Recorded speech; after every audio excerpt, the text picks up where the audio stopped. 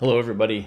This is Skip Alzheimer. Welcome to the AV Geeks Lunchtime Streaming Show, where we watch old 16 millimeter films and occasionally we bust out an old film strip using my relatively new film strip scanner, which is hooked up to a cell phone and via USB. Anyhow, that film strip has never been shown before. It is got no signs of use or abuse. It's got a vinegar smell, which means, it just kind of sat there. Yeah, when you took Latin, you might see this film strip. So we had a tour of ancient Rome. Let's have a tour of Hangtown, courtesy of a wonderful oil company. Enjoy.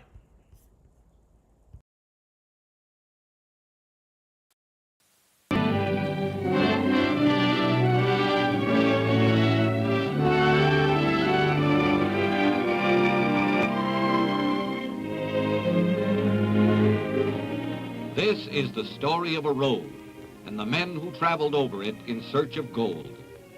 That thoroughfare ran over the high-jagged spine of these mountains, the fabulous Sierra Nevada. They are the greatest single mountain range in the United States. They culminate in the nation's loftiest peak, and they are cut by gorges deeper than the Grand Canyon. A retrace, a spectacular country, bright with color and rich in history. For here is where the days of '49 were born. This part of the world remains largely as God fashioned it. The geological story here has been going on for 500 million years. The rivers brought the gold within man's reach, and here in their ancient channels flourished for a decade the greatest, most feverish gold rush in all history. And nuggets like these fired the great migration that made the West. That epic story is now reenacted by today's mountain men and women of El Dorado County. They're going to travel the same road of the 49ers to Hangtown, in the heart of the Mother Lode gold country. They're making up a caravan to retrace the wheel tracks of 100 years ago, when the pioneers crossed the mighty barrier to find their fortunes and to press our frontier into California. The wagon master signals, and we're off to Hangtown. Get up there! We've got 68 miles to cover over the most picturesque strip of U.S. Highway 50. Where Nevada touches California at state line, the journey into yesteryear officially begins. This road is paved with the deeds of history, though most of the landmarks are long since gone. The cobalt waters of Lake Tahoe reflect the bright summer sun to make this seem a golden age too. No hurry, let's take our time. The 49ers didn't really rush to the gold rush, and they did pretty well. Took out $50 million a year for 10 years.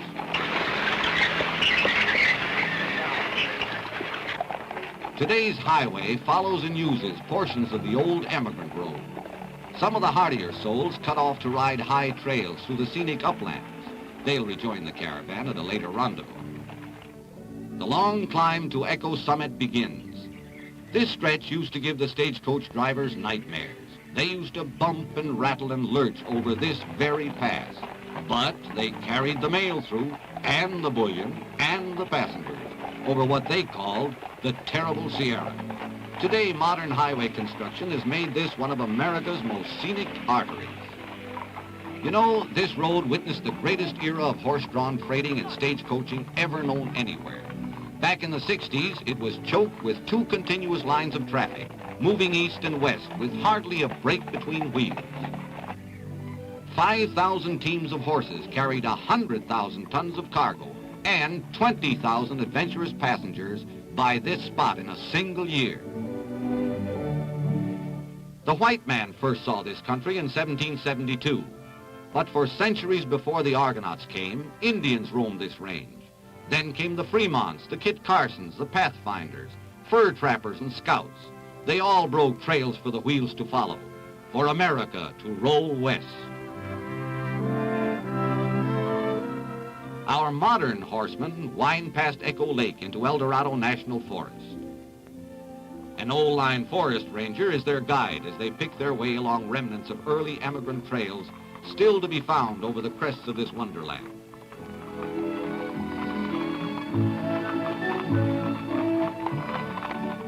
Today, scenery like this is bringing a new boom to El Dorado County, even though the riches of gold mining are now but a memory. Geologists say there's still plenty of gold in those mountains. They say only 1/10 of it has been located and mined. Snow brings water to the valleys and draws sportsmen to the Sierra ski runs. Snow helped to make tourist trade the #2 industry, second only to lumber. Well, our trail riders have reached the ridge of Mount Ralston and are touching 10,000 feet. Kit Carson himself could do no stop. An early map designated this as Asian Valley and Devil's Peak reflect the feeling with which the pioneers regarded this region.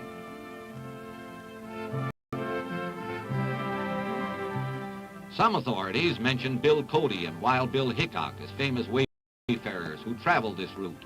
And from their writings, we know that Mark Twain, Bret Harte, and Horace Greeley were among those who followed the sage advice, "Go west, young man, go west."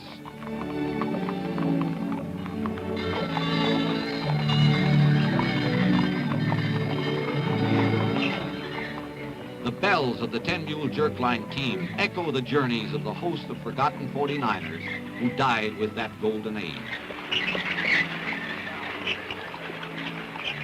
The stirring deeds of illustrious men and women hang in the air, as majestic in their own way as the remarkable sculpture in stone left by the glaciers.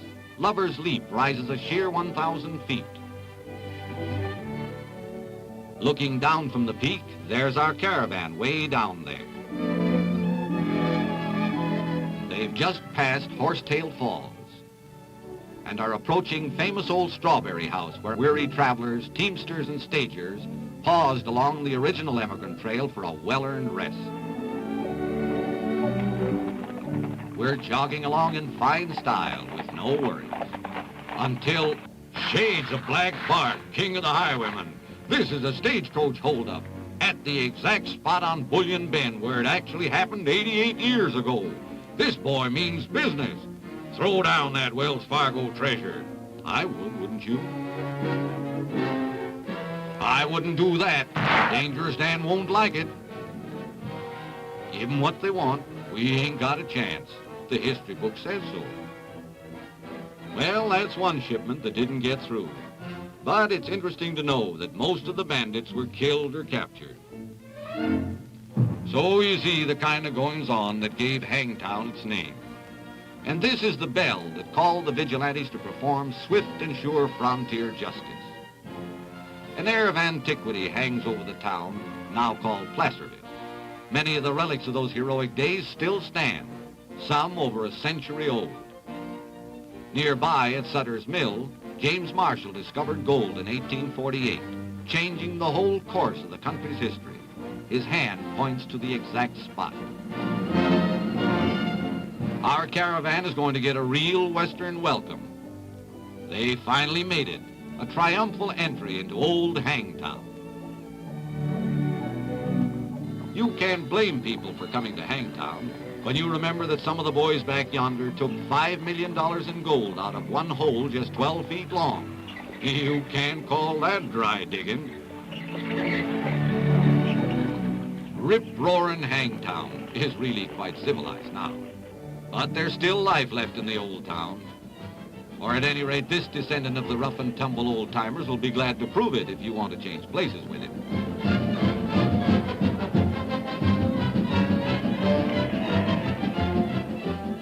Who said the chaos and violence of the old days are gone forever?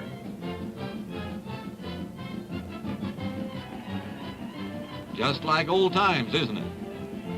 In mining days, the old boys did some high grading, but today the young boys do some high riding, till they come down, that is. That right, Dad?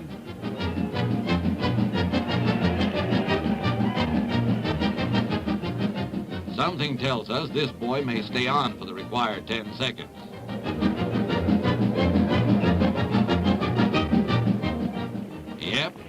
do it all the time. The people of Placerville always did like a winner. The wagon train caravan has reached its rainbow's end, Hangtown. It too will go down in history beside its counterpart of a century ago. The smartest entries and the best trail riders are awarded trophies in gold, the very metal that spurred the westward migration. The trek of the modern gold seekers ends in glory, just like the one 100 years ago. This pictorial record of the birth of the West has been brought to you by the Standard Oil Company of California.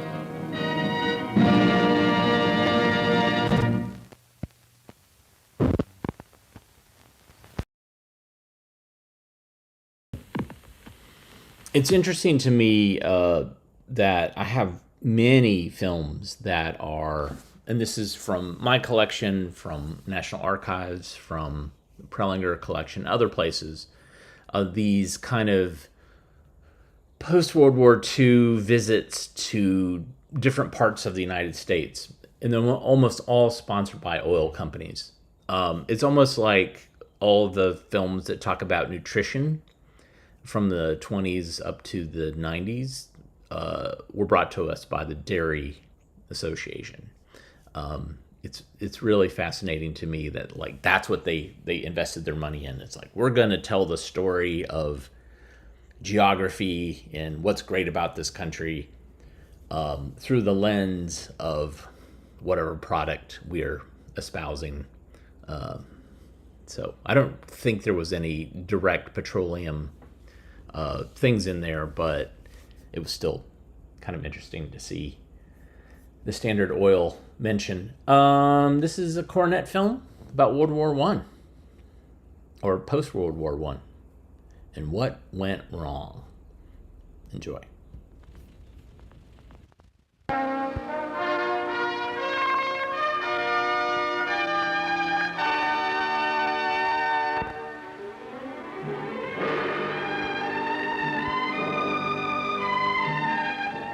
These four men have been called the peacemakers of World War I. Orlando of Italy, Lloyd George of Britain, Clemenceau of France, Wilson of the United States. I've read things like, we won the war, but lost the peace. How did we lose the peace? I'm not sure. Making war is hard, but it seems that making peace is even harder.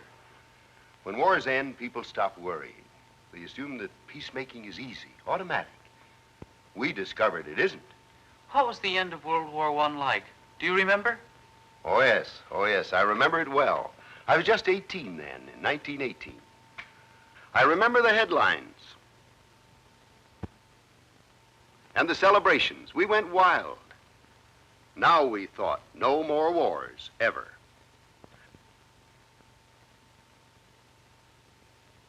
Overseas in London, the same high hopes. And at Paris, too. But the armistice didn't bring joy to everyone. For the losers, the shocking realization that they had been beaten. No joy, no cheers. Instead, a time of troubles. In Germany, riots, revolution. We should have remembered this side of the peace. But we didn't. We were too busy at home cheering our victory. Our wartime president, Woodrow Wilson, was at the height of his popularity. Many Americans agreed with the reasonable liberal ideas he expressed so well. He put into precise, clear language what we vaguely felt. The peace must be fair, not harsh. That if nations worked honestly together, lasting peace was possible. His famous program of 14 points appealed to a war-weary world. The points covered four main ideas. No secret diplomacy, limitation of national armaments, self-determination for all national groups, establishment of a League of Nations to preserve peace by arbitration. These points were foremost among the proposals that Wilson took to Europe in December 1918. The visit to France attracted world attention. We were proud of our president and of our country, emerging as a leader in international affairs. What did the Europeans think of President Wilson? Oh, mostly they welcomed him with open arms.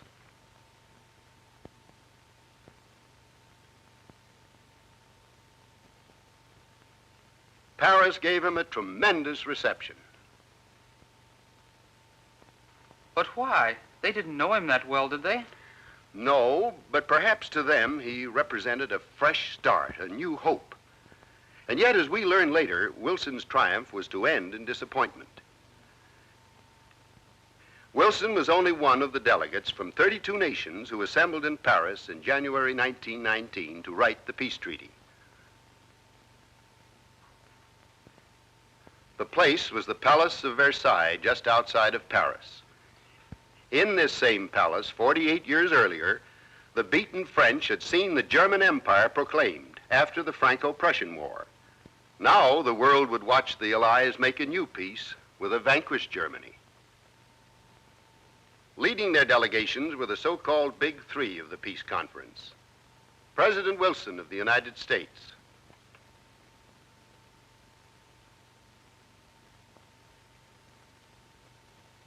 Premier Clemenceau of France,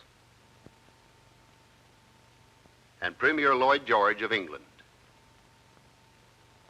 The Big Three, together with Premier Orlando of Italy, represented the Allied powers.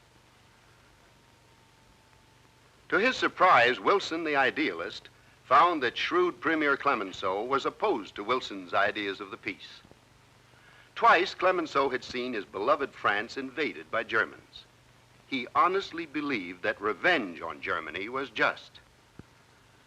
David Lloyd George was usually a liberal, but he couldn't support those of Wilson's 14 points that conflicted with British policy.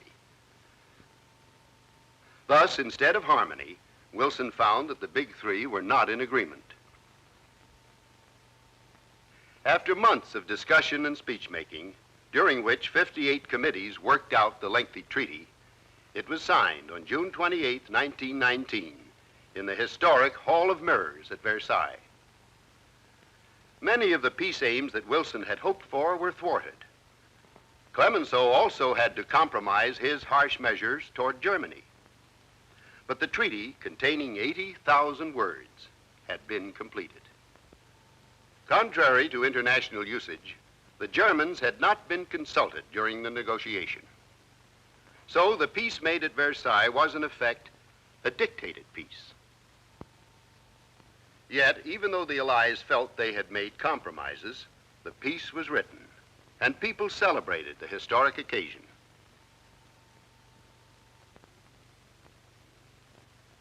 But the somber faces of the German delegates reflected their disappointment. The treaty handed to them wasn't the one they had expected from Wilson's widely publicized 14 points. They were angered and dismayed by the harsh terms they were to take back to Germany. By signing the treaty, Germany automatically admitted responsibility for World War I. Germany must make reparations of $30 billion. Germany must surrender her naval forces. She must never build submarines, nor build military aircraft and artillery. Germany lost territory, too, particularly in Africa.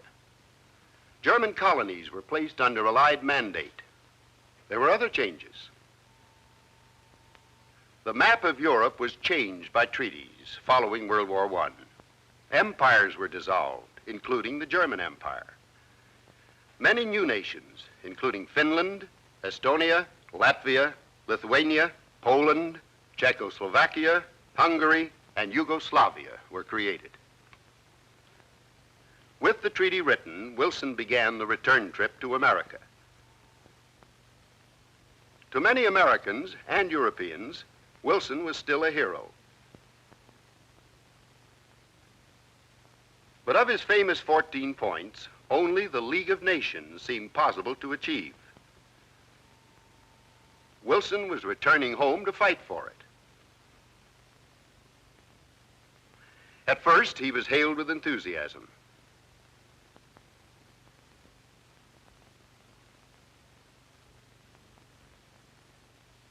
He returned a hero, not knowing that within a few months his popularity would fade. Americans rejected most of his ideas for building the peace. The United States did not join the League of Nations as he had urged. As I look back now, I think everybody felt a lasting peace was a worthwhile goal, but we just didn't know how to achieve it. Most of us wanted to return to our everyday lives again. The Versailles Treaty did cause trouble later, didn't it? Perhaps it did help to keep some hatreds alive. It's hard to tell. My brother Frank told me about the post-war Germany he saw. There were shortages of fuel. There were shortages of food. And out of the disruption of the economy came disastrous inflation. The German mark became almost worthless. The future seemed hopeless. Unemployment, poverty, starvation were commonplace. National boundaries changed by the peace treaties upset populations, creating new minority groups and displaced persons. Certain statesmen, among them Charles G. Dawes of America, proposed relief loans for Germany, but this did not solve all the problems. The defeated peoples were ready to follow new leaders. Out of the strife-torn post-war years came a new generation of leaders who proposed totalitarian methods to solve national problems. The awful lessons of World War I were being forgotten. We had failed to write a lasting peace.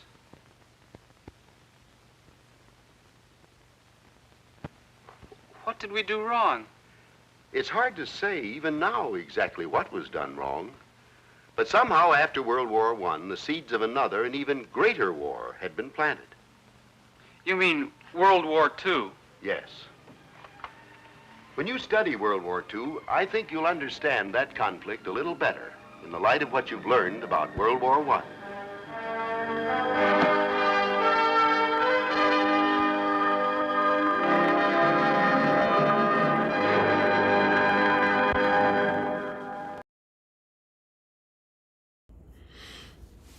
The old timer sits there and entertains questions from the new generation. It's an interesting way to kind of talk about history. And Cornet and Encyclopedia Britannica were both like, well, how do we frame this in a way that's interesting? And sometimes they're successful, sometimes not so much.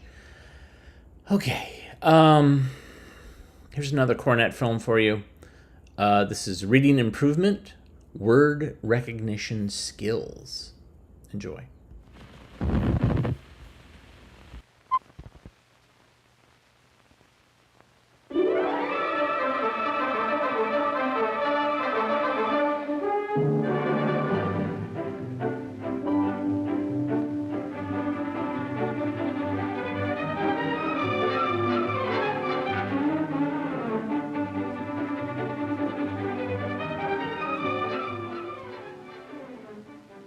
Your ability to read depends on many skills.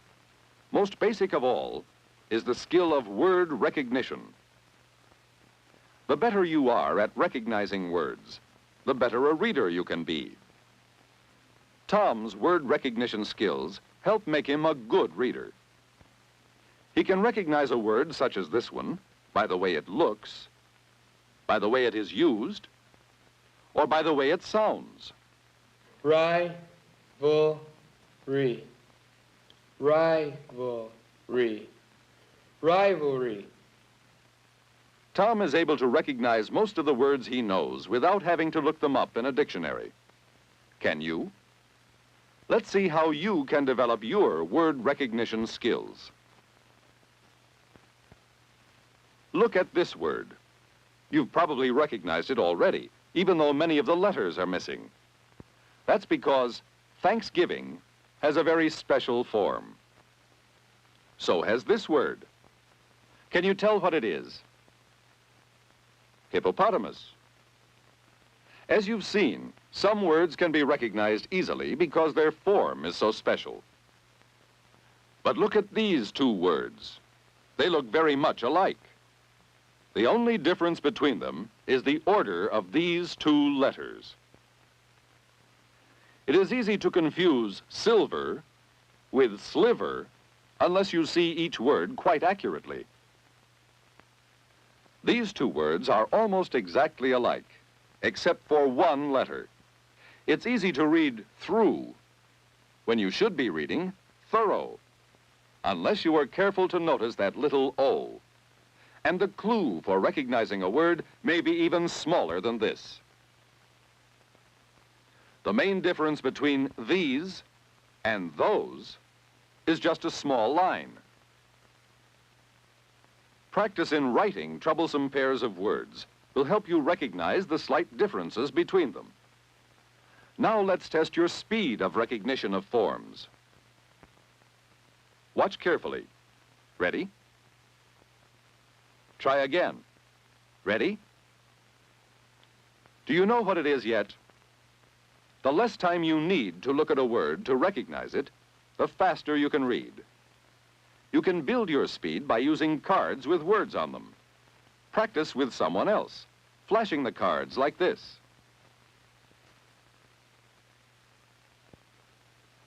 By improving your speed and accuracy in seeing words, you'll improve your skills in recognizing words by the way they look.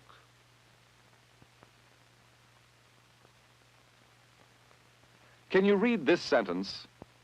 You're seeing only the top half of it.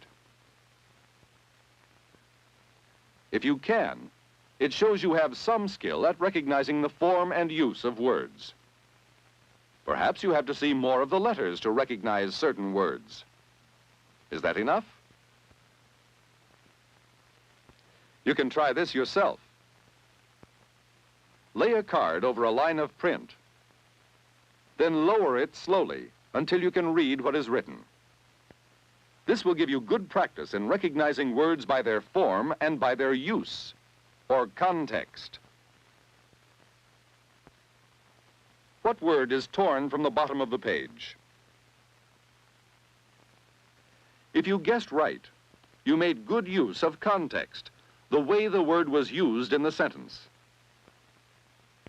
What is the word that has been partly blocked out?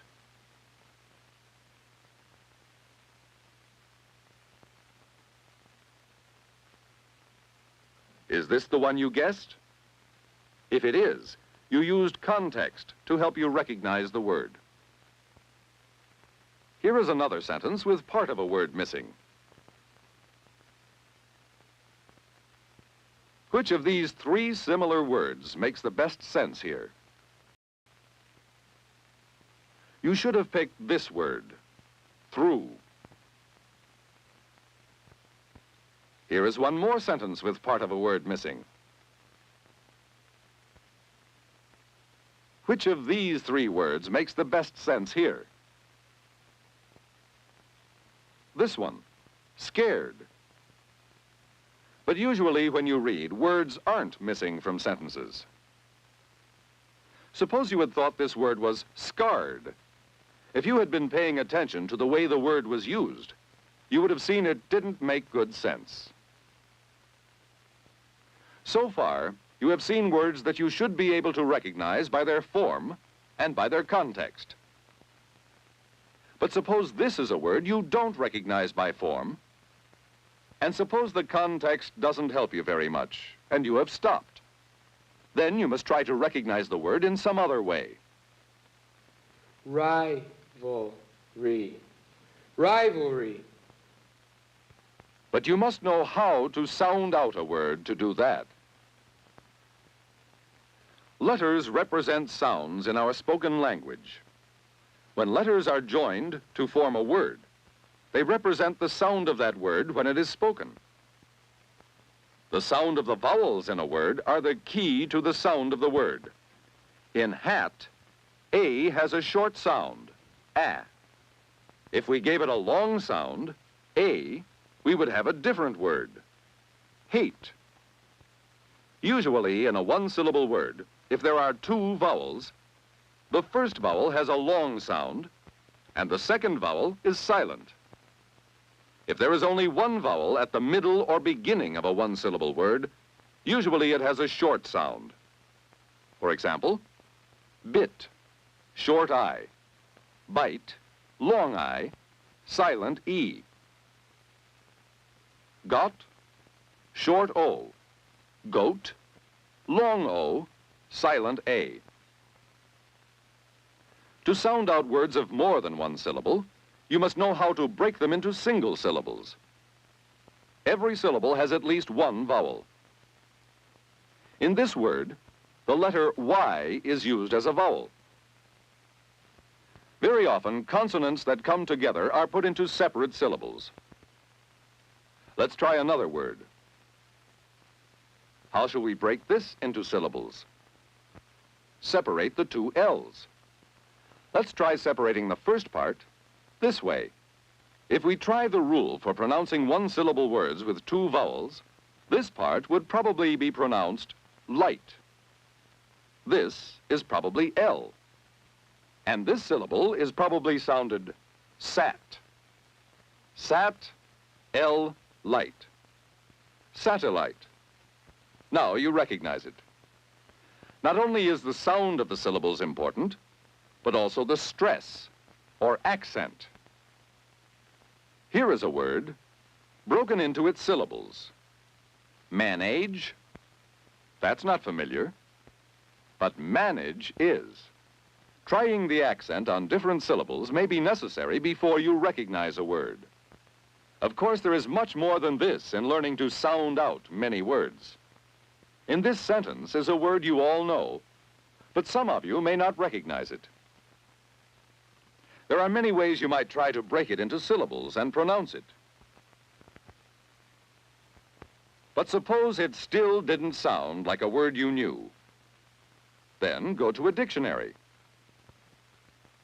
While dictionaries are important for helping you find the meanings of words, they are also very useful in helping you recognize words. A dictionary shows you how a word is broken into syllables, what the sounds of the syllables are, and how they are stressed.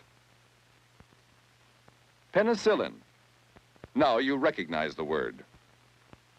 If you don't understand how a word is pronounced from the letters and symbols a dictionary uses, you'll find an explanation in the pronunciation key, usually at the bottom of the page. Of course, once you've recognized the word, you must put it back into context to see if it makes sense before going on.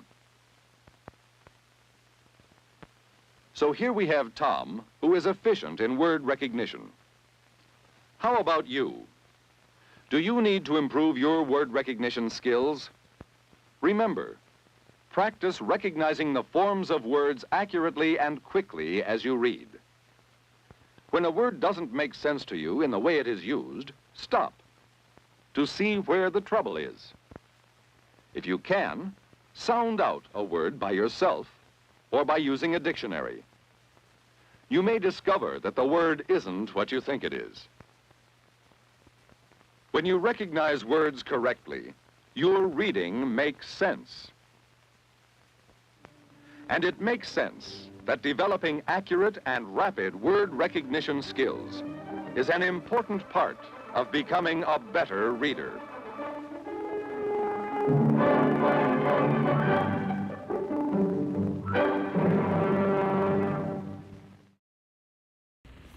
Yeah, there's some questions there regarding some of the new pronunciations that we run across with these old films. Some of you pointed them out in the comments. Protein, or protein, is one of them. Big debate about that. And I don't know when that change took place, but it seemed like everybody started talking about protein at some point. But there was, before some year, maybe in the mid-'60s, it was protein. All right. I want to burp, but I can't. I'm going to try not to burp in your face. So I've been invited, or we've been invited, to participate in the toe tapping tournament with the Found Footage Festival folks. That will be Tuesday evening live. Over the years, we have found some toe tapping songs since the last time we did a special head-to-head with Found Footage Festival. And we did this whole bracketed system and all that stuff. It's a big pain in the butt. So what I did is I went through our list of things that we thought were toe tappers, and I've created this kind of compilation of a bunch of these things. And so what I'm going to need from you is I want you to vote for your top 2 favorite, and then I want you to rank them. And what will happen is you will see,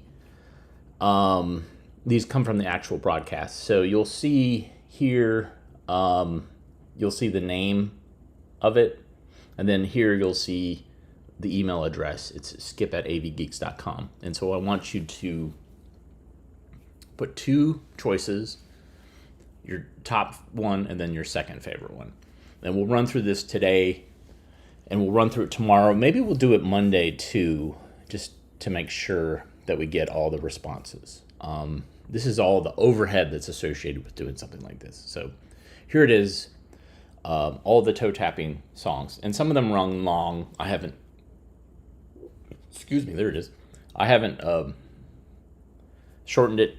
I'll shorten it before I go if one of them wins. But here we go. Enjoy.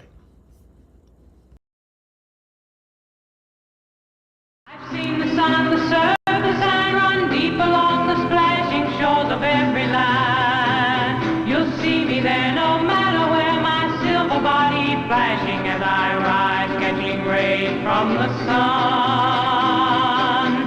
Here I'm free, the shining silver water hanging over me is all the world I need. And it's your ecstasy arise to break the surface, scan the sky, rise, rise, till I fall again. Back into the silver water, back into my home, back into the place I call Mother Country.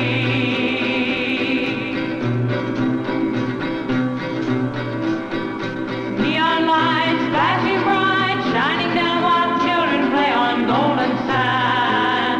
You've seen it now, this is my land. Come with me, have fun with me. I'm down here, again on your line. Here I'm free, the shining silver water hanging over me is all the world I need. And in sheer ecstasy arise to break the surface, scan the sky, rise, rise, till I fall again.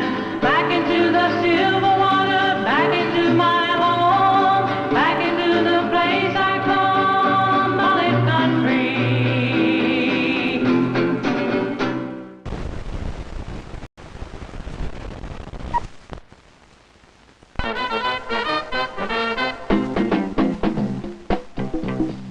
Give me a plan and make it show how it develops and how it will grow into my career.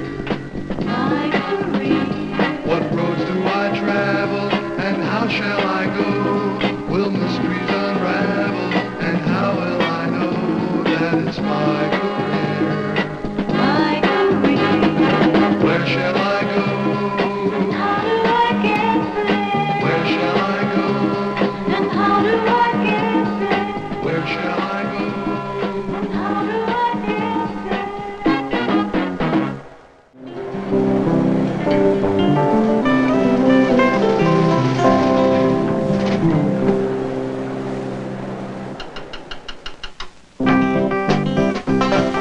You might think that to take a drink is the latest thing to do. Something invented recently for folks like me and you. Well, it's not, you know. It's older even than men. Alcohol's been on this earth ever since the world began.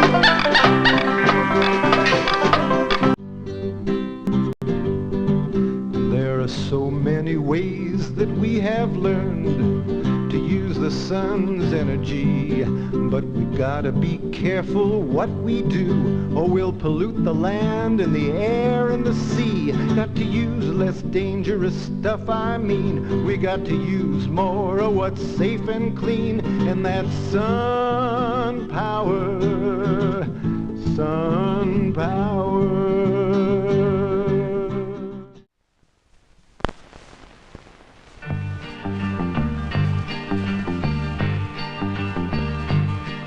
The world is passing right beside you, going faster all the time, shouting songs that do not rhyme, while you stand and watch it slip right on by. There's so much left to do, while today becomes more true. Better find life's place for you and get it on. Youth and age, they're not the problem. Really all of us are young. In this life we've just begun. So forget the numbers, meet me one to one. Let's not build a wall of fear. All God's promises are clear. So instead of standing here, let's get it on.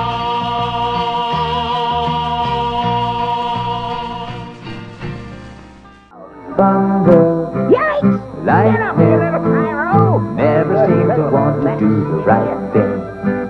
Always finding ways to be fighting. But when they come around the know, the rain may fall and wind may blow, but in the gentle afterglow, you just might see a rainbow. The trial did not go well for lightning and thunder.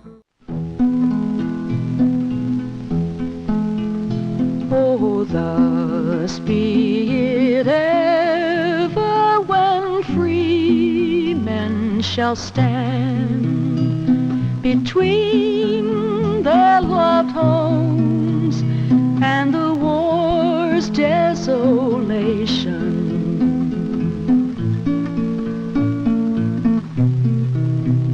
Blessed with victory and peace, may the heaven-rescued land praise the power that hath made and preserved us a nation.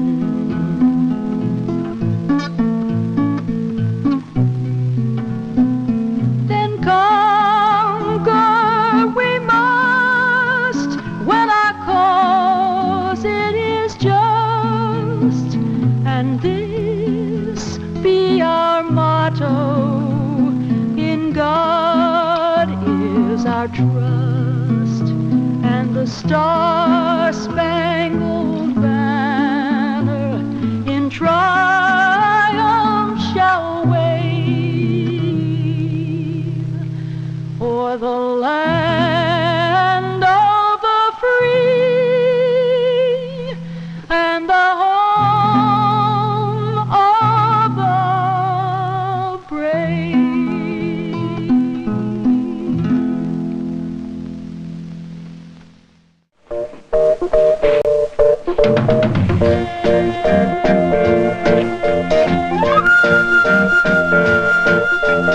Ask me why my hands are clapping. Ask me why my toes are tapping. Something great's about to happen. 1, 2, 3. Feel so high, I'm on the ceiling. No more lying and no more squealing.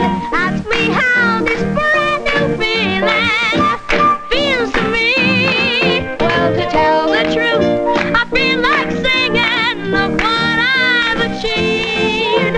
It's great to be believed. I'm confessing that I've learned my lesson. To tell the truth, I feel like flying, but now I think I could. Never knew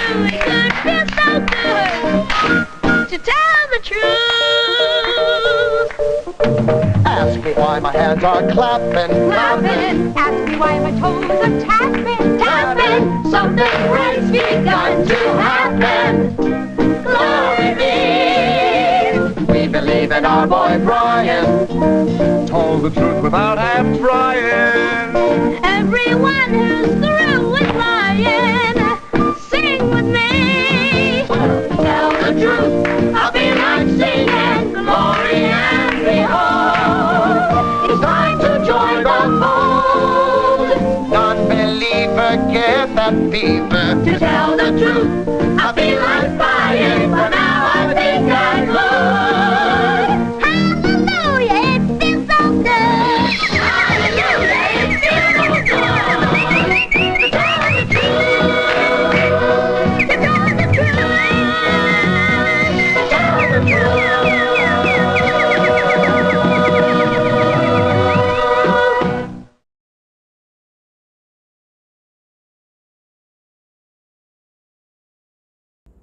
Okay, so there you are, 6 candidates. Let me read them. So the first one was Mullet Country theme song. The second was yet another variation on the Is a Career In series. This had at least three different, maybe 4 different theme songs. Then the Jackson Junior High, which was about alcohol. Barbara Murray is the name of the episode.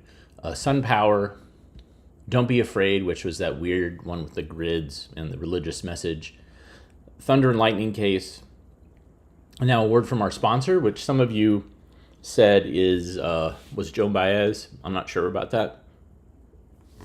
And also, it's kind of a cover, so I don't know.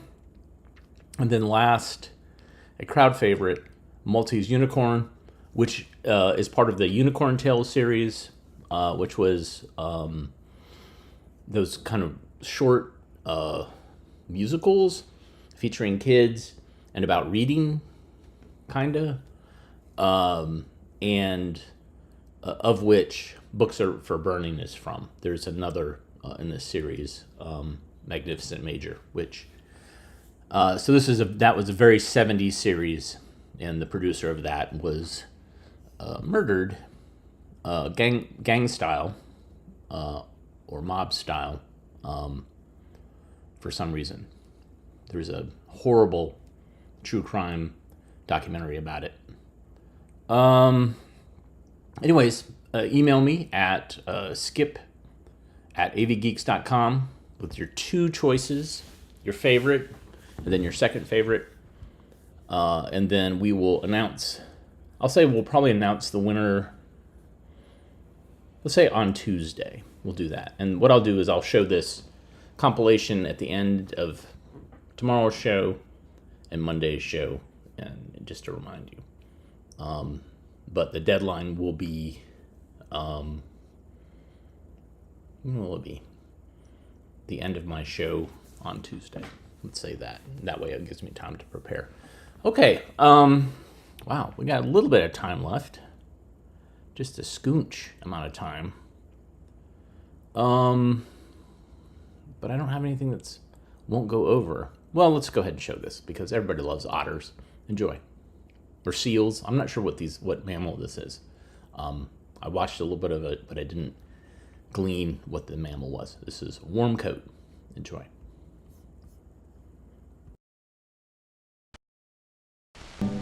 It's good to relax after a busy day. An average day, but a busy day. These fellows wearing the warm coats spend a good part of each day just searching for food.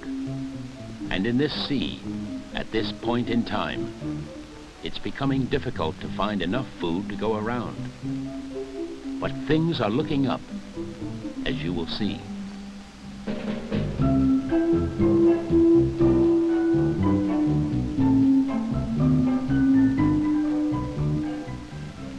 Hamchitka Island, the 4th large island from the far end of the craggy Aleutian chain, about 1,400 miles southwest of Anchorage, Alaska. Wildlife abounds throughout the island chain. But most unique of all inhabitants in the frigid waters around these cheerless, fog-bound islands, the sea otter, an aquatic mammal, ungainly and almost helpless ashore. In the sea, he has grace and style. Bristling silver whiskers make him seem serious and wise. Fact is, he is shy and suspicious.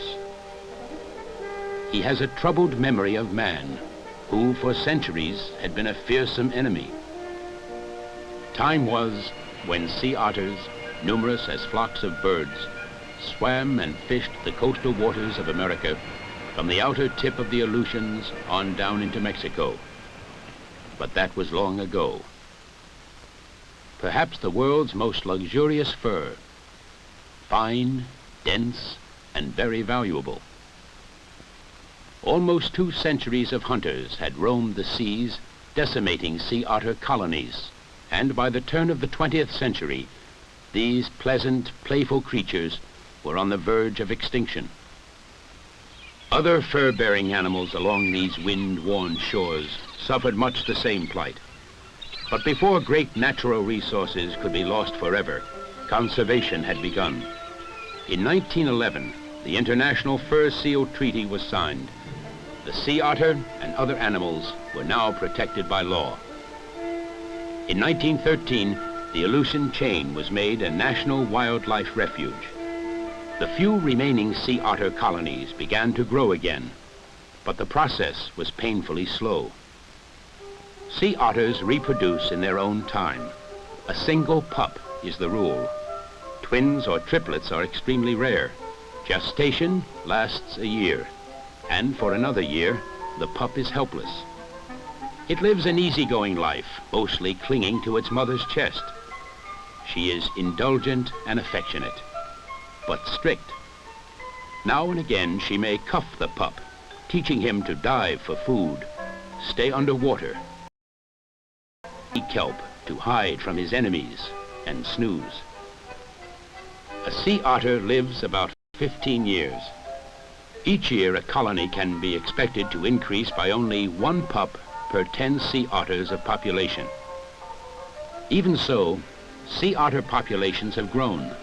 There are large colonies in the Aleutians, in Prince William Sound, some in Monterey Bay, California. Perhaps a total of 25 or 30,000 sea otters. But where sea otters once flourished in great numbers, no colonies exist today. At Amchitka, the colony grew until there were more mouths to feed than natural food resources could handle. At last count, perhaps 3,000 otters, including Harvey here. This chap has a voracious appetite. He will eat a quarter of his own weight in a day. Shellfish his favorite, but also quantities of fish and squid. Table manners? He's irrepressible. His chest is his table. He uses his front paws with dexterity and self-assurance. Still, he can't seem to avoid spilling his food. Contaminated fur will lose its water repellency. When this happens, the otter's skin is exposed and vulnerable. His body temperature drops, and the icy cold of the sea threatens his life. Since his life depends on cleanliness, he spends a great deal of time scrubbing his fur after meals. Fast-moving seawater helps wash away food scraps, but he prefers to handle the job himself. He scrubs vigorously, behind the ears, under the arms, the chest where most of the food scraps fall, the top of the head. Oh, that feels good. Grooming himself is his most time-consuming daily chore. But meals are important too. An average adult male sea otter weighs about 80 pounds. To sustain this weight, he needs plenty of food. Amchitka waters once teemed with food. Today, this same area can no longer support a growing colony. Ordinarily, the sea otter is not migratory. If he were, he would find abundance where sea otter colonies lived 2 centuries ago, in those miles of coastal sea between the Aleutians and California. Alaska had long hoped to transplant hard-pressed Amchitka sea otters to selected new homes where they could thrive and multiply, a difficult and ambitious undertaking. Amchitka, in 1968, was a busy island. The United States Atomic Energy Commission was engaged in a program to develop the island as a remote supplementary site for underground nuclear tests. There was equipment and ground transportation. There were facilities and quarters that might accommodate Alaska's transplant team. And there was C-130 aircraft on regular schedules, arriving fully loaded with equipment and supplies, and very often departing with no cargoes assigned for return flights. Operation Sea Otter Transplant could get underway, and with the AEC on hand and ready to help, on a scale not otherwise possible. A cooperative conservation effort. The United States Department of the Interior, the state of Alaska, and the United States Atomic Energy Commission working as a team. Aleut fishermen, skilled and weather-hardened, had arrived on Amchitka in July 1968. Their supervisor, a marine biologist from the Alaska State Department of Fish and Game.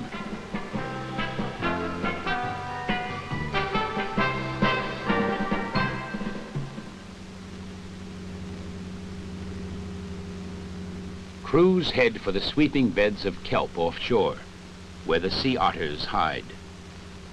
It's a rolling, restless sea. The air is damp and brittle cold. But these men are hardy descendants of Aleuts, who hunted these same waters many years ago. On the sea, away from shore, they are not alone. Here and there, a dark, whiskered head. Sea kelp is protection for the otter. Here he can hide from men. He can anchor himself against rough seas or sudden squalls and dine on clams, sea urchins, and fish. The nylon nets are strung out around the kelp beds.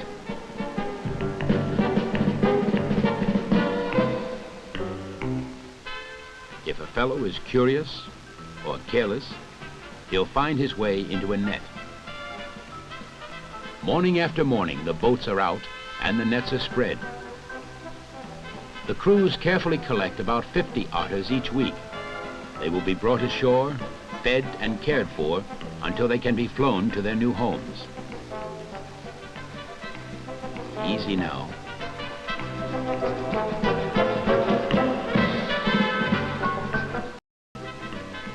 Into the holding tank. That's more like it. There are 4 large holding tanks. For cleanliness, fresh seawater is pumped continuously into the tanks as unclean water is flushed out. Each tank holds 10 to 15 sea otters. Harvey hasn't changed a bit. The service is good. And the menu is good. Squid, shrimp, crab. During this phase of the transplant operation, our friends consumed a total of 10,000 pounds of food. 50 or 60 otters are just enough for one transplant.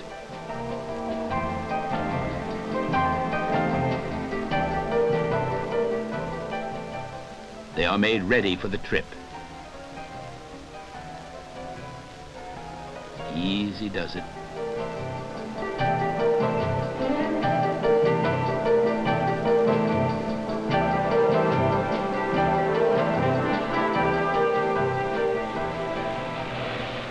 The C-130 cargo aircraft can accommodate 60 sea otters. There would be a total of 7 transplants. Flights would vary from 3 to 8 hours depending upon destination. To keep the passengers comfortable, cabin pressures are maintained at a simulated altitude of 1,500 feet and at the lowest possible temperature. The takeoff and a flight over the Pacific to destinations 2,000 miles away in southeast Alaska. Otters are transferred to amphibious aircraft for short flights to 6 selected locations near Annette and Sitka, or to boats for the shuttle trip to Pribilof. In all, 359 sea otters by summer's end, transported and gently released into the friendly waters off the Alaskan coast.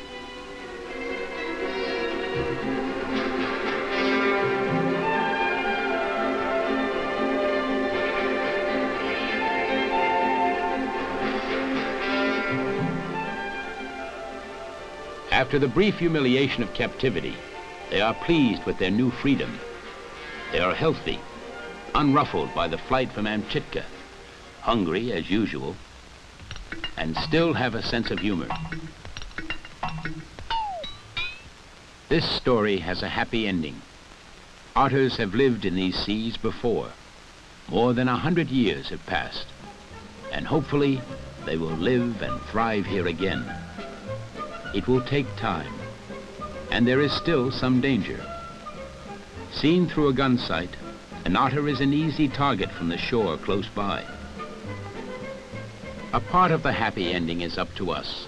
Nature will see to the rest. Unmolested, these few transplanted sea otters will reproduce and in time become substantial colonies, a rich legacy for generations to come. Right now, they are happy in new homes. They have been rudely moved, but they will adjust. As before, they will search out the food they need. They will keep their coats clean and warm. They will play and amuse each other, even as you and I. Right, Harvey?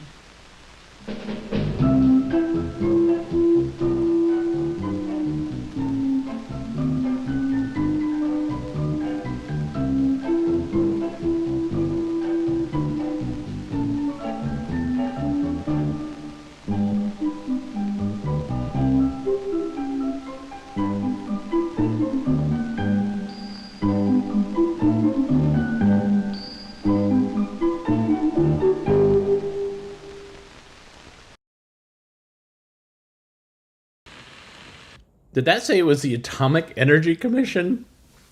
What the hell? Holy cow. I was not expecting that at all. Atomic Energy Commission. Wow, I'm sure there's a story there. I got some votes from you folks. Thanks for voting. And tomorrow I will play them again, and you'll be able to vote again. The deadline is Tuesday, time of my show. Not by the end of the show. We'll say it by the beginning of the show. So 1 p.m. Eastern Daylight Time on Tuesday. That will be the last time I will accept your submissions. All right. Thanks so much for joining us today. I very much appreciate it. Jeremy, thank you for the donation via the Super Thanks button. You can also support us via ko-fi.com/avgeeks, patreon.com/avgeeks, or thumbs up, or, like or subscribe. Those are great ways to support us. Also watching other films that we're putting online. I think we are 50 films away from 10,000 films online. And that total is including the 1,000 plus shows that we've done. But I'm going to count it because that's a lot of stuff. We've done a lot of stuff. We've watched certainly more than 10,000 films on this channel. So, thanks. So it'll be Saturday, I think. And then it'll be great because I can stop doing 24 films a day because it's a pain in the butt. Anyways, everybody have a great rest of your day. We will see you tomorrow, Friday. Take care. Bye.